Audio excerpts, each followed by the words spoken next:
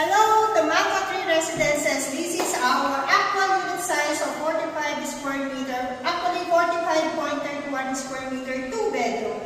Come in, let's get inside. Upon entering the unit, turnover namin granite countertop, overhead cabinet, base cabinet.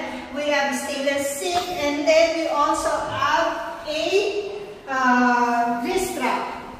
So, on the right side naman, ito yung toilet and bath namin.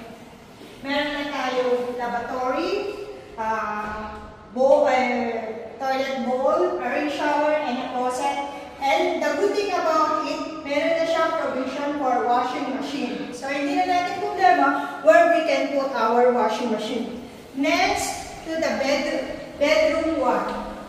Since this is a quarter unit, the ventilation is good, and dahil dalawa yung window niya. So, we also have a provision for window type aircon. As you can see, it's a quarter unit, so facing San Juan and also facing Manila view.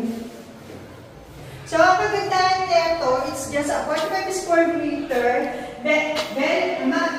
Mamamaximize natin yung unit. And then we also have provision for window type aircon dito sa living area. And next, the bedroom 2. This is the master's bedroom. As you can see, sobrang aliwalas niya. Actually, hindi mo na kailangan ng aircon kasi sobrang well-ventilated siya. Yung hangin, sobrang pumapasok. And we also have a provision for window type aircon. Since this is a master's bedroom, meron siyang toilet and bath sa loob.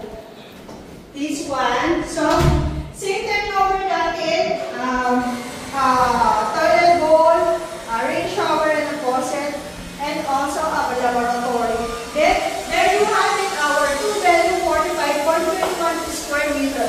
The good thing about it, down payment is just only 500,000. Makakapag-moving ka na, and then your monthly is only 50,000 payable in 30 months. So what are you waiting for? Message me down to get this unit, or we have a